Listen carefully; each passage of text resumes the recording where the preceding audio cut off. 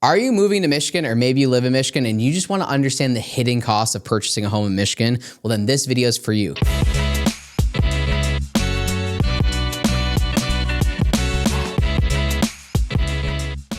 Hey guys, also stick to the end of this video. I have something that could literally save you over $20,000, but it's at the end of this video, so you got to stick to the end to see it. Hopefully you enjoyed the video. For those of you who don't know, this is part two of a two-part series. The first video is actually a rundown of the Michigan property taxes. So after you're done with this video, if you want to understand the deep dive and the hidden costs of property taxes, circle back to that video. But in this video, we're going to talk about the other hidden costs that we see when purchasing a home here in Michigan. Before we get into that, real quick rundown, since this is part two, I'll do a quick introduction. My name is Matt Talbot. I am the broker owner of Redefined Real Estate. And the reason why I'm qualified to explain this to you is because I have sold hundreds of homes throughout Southeast Michigan, dealt with thousands of clients, and we deal with this stuff every single day. So our goal of this video, if you're moving here to Michigan or you live in Michigan and are thinking about purchasing a home in the foreseeable future, we want you to understand the hidden costs of purchasing a home here in Michigan so there's no surprises. Most people don't do a good job with that. Most agents don't do a good job with that, but we want to make sure there's no surprises for you when purchasing a home here in Michigan as far as hidden costs. And again, previous video on the taxable value. So hidden costs, the first area that I want to jump into that a lot of people don't think about when purchasing a home is going to be homeowners insurance, okay?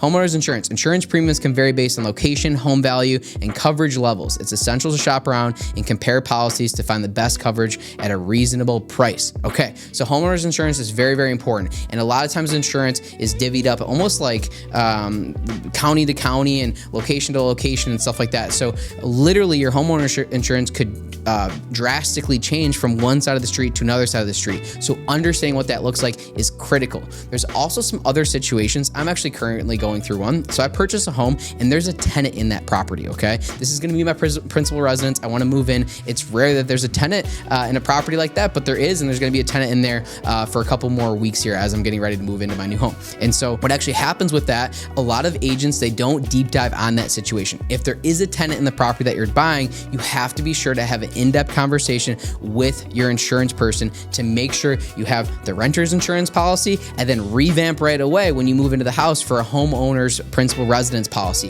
It's very important that you have the two policies because you might not be protected along the way. So I made sure to do that. And yes, my first my first insurance bill is very, very high when it comes to that renter's insurance because of the way that I took over and kind of the time period and how the lease works and stuff like that. And that's okay. It's only for a few weeks here. And then my other policy is going to take over. We're going to switch to that new policy. But don't look the other way. A lot of agents say, hey, don't worry about it. You know, it's just a couple weeks or whatever. God forbid something happened to that house. It burned down. Something went wrong. You would be liable for that. And there's some horror stories out there. I heard one a couple years ago. It was a renovation house. They didn't do electrical work. They didn't pull the right permits. The insurance wasn't proper. And literally the whole house burned down and they got nothing. Okay. So it's very, very important to understand the nuances of that homeowner's insurance and shop it. Okay. The prices vary quite a bit. There's some good modern technologies out there to get quick quotes if you need, but also find a local insurance person or your real estate agent should put you in touch with a local insurance broker to give you a handful of options when it comes to purchasing insurance for your homeowner's insurance here in Michigan. Next up on our list of hidden costs when purchasing a home, and this is kind of not necessarily hidden as much as others, but we should talk about it. That's maintenance and repairs. Regular updates is crucial to maintain your property's value. Older homes, particularly those built before 1970, I'm going to correct that, may require more frequent and costly repairs. In areas like different counties throughout Michigan, specific portions of the housing stock falls into that category, leaving a higher maintenance expense. Okay, so there's different areas throughout the state, obviously, where you're more likely to get an older home. We put 1970 in my notes here, but I really know the kind of magic number for a lot of people that you should think about is 1978. Why 1978?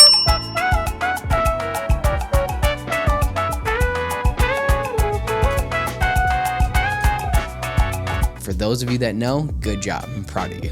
For those of you who don't know, why 1978 is because that's when a couple major rules changed throughout actually the country when it comes to some different items. in 1978. There's two major things. So in the late 70s, there's a couple things that changed, okay? And one that changed is gonna be lead-based paint. So they outlawed lead-based paint in 1978. So before 1978, you're very, very likely to have the lead-based paint in your house. Was a whole nother conversation. We have a whole video on that. And after 1978, you're way less likely, next to impossible, to have lead-based paint, okay? And so that's one item to consider. Now, lead-based paint, there's I could deep dive there.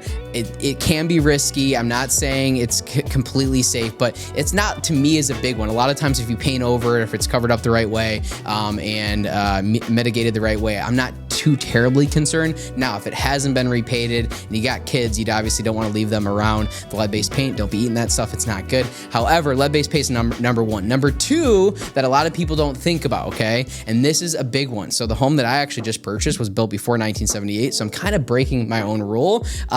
But that's because I did a sewer inspection, okay? And so starting in 1978, we really started to see mostly PVC piping going in to sewer lines and your main lines, okay? Before that, it's old crock piping and different types of piping here in Michigan, okay? And so that piping is really only good for like 75 to maybe 100 years. Sometimes you see it longer than that, but it's not gonna last for forever. It's old clay piping, and eventually it deteriorates and fails. And so PVC is much more likely to last the test of time, is less likely to have intrusion from trees and stuff like that. Not impossible. I've definitely seen PVC lines collapse, but after 1978, you're way less likely to have those issues.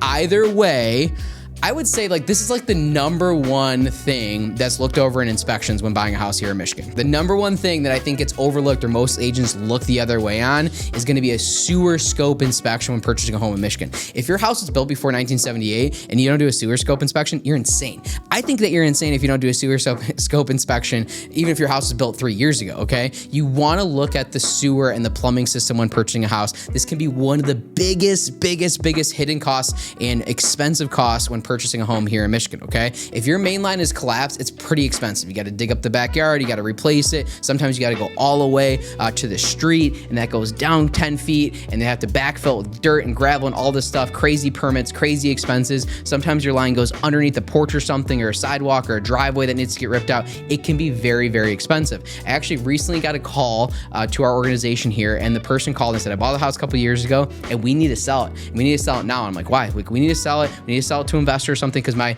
main line has collapsed and it goes under my neighbor's driveway, and it's going to be, I have to tear it all out, and it's going to be very, very expensive, okay? And so having an understanding of that is very important. Like having done a sewer scope and a thorough sewer scope could have saved this person, in this case, $50,000, $60,000, $70,000 is what the repair is going to be. So understanding that is one of the biggest hidden costs. 1978 is your magic number, but either way, you want thorough inspections on that stuff.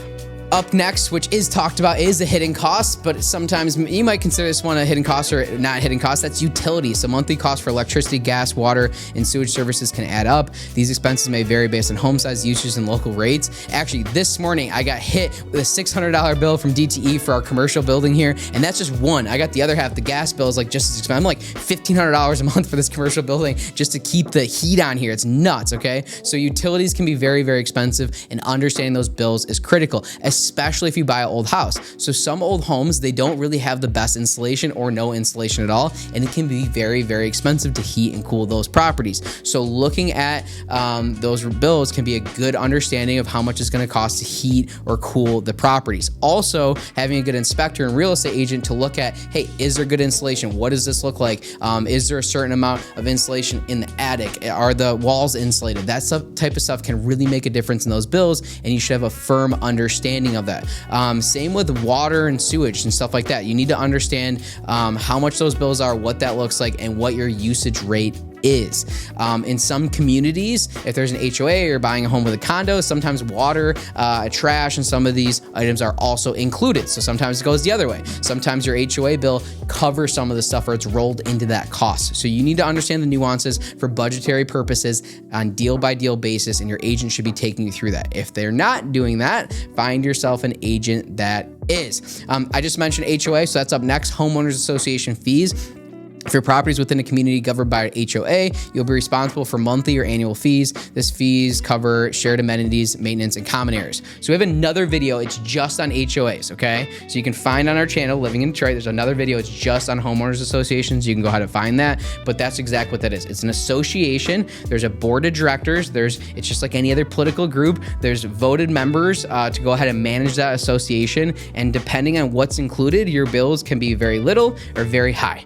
It's as low as $50 a year, like $25 a year, voluntary HOAs, and I've seen upwards of $1,500 a month, okay? And so it depends what's included. Do you get water? Do you get trash? Do you get utilities? Do you get a pool? Do you get a workout center? Are they taking care of the sidewalk? Is there other community areas? Is there a walking path? What is included with that HOA, and what do you get all those services? That's critical. If you're buying in the city of Detroit, sometimes you'll see some properties with like crazy low property value. It'll be like a nice condo downtown where like they're all $300,000, and you'll see one for like $150,000. You're like, why is this $150,000? Doesn't make sense. And one of the reasons is a lot of those types of units, they have very high HOAs or even co-op type environments where most of the utilities and items for the building are rolled into your HOA. So you basically pay nothing outside of an HOA bill. Everything's included. So your water, trash, maintenance on the building, taxes can be included, all that type of stuff. So you need to understand the specifics. And again, if your real estate agent isn't deep diving for you and giving this stuff, find one that is. Like, again, most agents don't, guys. Like, I hate to say this, there's so many good people in this business. There's so many people I have fantastic lifetime friends that I've met in the real estate space, but I hate to tell you, 8 out of 10 agents aren't very good. They don't know the stuff, they don't know what to look for, or they're not willing to for you. So find yourself an agent that can. I saved kind of like the best for last for some of you first-time buyers, and this is like opposite of hitting costs, okay? And so like right now, there's a new program they just launched in Michigan. It's Michigan Generational Homebuyer Assistance. Michigan has introduced a pilot program offering up to $25,000 in down payment assistance for first-generation home buyers. The deferred loan can be used for down payments, closing costs, and prepaid expenses, aiming to make home ownership more accessible, okay? So Michigan recently increased their down payment assistance program to $25,000. So this is not a hidden cost. This is actually the reverse thing, right? This is money that you can get free of charge for purchasing your first home here in Michigan. And it's for first-generational home buyers. So your parents cannot own a home here in Michigan, and you cannot own a home here in Michigan. You can qualify for up to $25,000 in specific areas. We have another video, or also I do every 2 weeks, we do a first-time home buyer webinar free of charge. They're about an hour and a half long, so feel free to find that on Redefine Real Estate. Follow us on social media. You'll see the ads and the different requirements for that. But we talk specifically about not only that program, but a lot of different other grants and money that are available to first-time buyers and different buyers here in Michigan to help you purchase your first home. Okay, last but not least, tax changes and credits. This is our last hidden cost. Staying informed about tax changes is vital. For instance, recent adjustments to homestead property tax credit have expanded eligibility in areas and increased maximum credit amount. Okay, so what does that mean? Basically, your taxes can change, guys. Like I said, this video is part 2 of a 2-part series. In part 1, I deep dive into the different breakdowns of taxes here in Michigan, what that looks like, what to expect, what happens when properties change hands. So when you purchase a property, okay, there's one owner, there's a next owner, right? There's the difference in taxes, and typically those taxes are going to go up quite a bit. And I explain in depth in that video of what that looks like, so you can have a thorough understanding when moving here in Michigan. Thank you so much for checking out today's video. My name is Matt Talbot. I am the broker owner of Redefine Real Estate. This is the Living in Detroit channel. We have some other channels here too, guys. Check out on our page, we have Redefine Real Estate, which is more industry specific stuff. So if you're a loan officer, if you're a real estate agent, if you're a title person, if you're in the industry, there's a lot of great materials. I do awesome interviews there as well too. And then you can find our brokerage, redefine.realestate or Redefine Real Estate, all throughout social media and the internet. There's a lot of fun local stuff, local listings, local content. And then lastly, Moving Motown is our community involvement brand. Wow, it's like doing too many things. But anyway, there's a lot of different ways to find us. Redefine Real Estate, Living in Detroit, this channel, and then Moving Motown. There's a lot of good content, and they're all for specific audiences. But if you like Detroit, Metro Detroit, Southeast Michigan, Michigan as a whole, all these, and real estate, then all these channels can be good for you. So thank you so much for checking out today's video. Peace.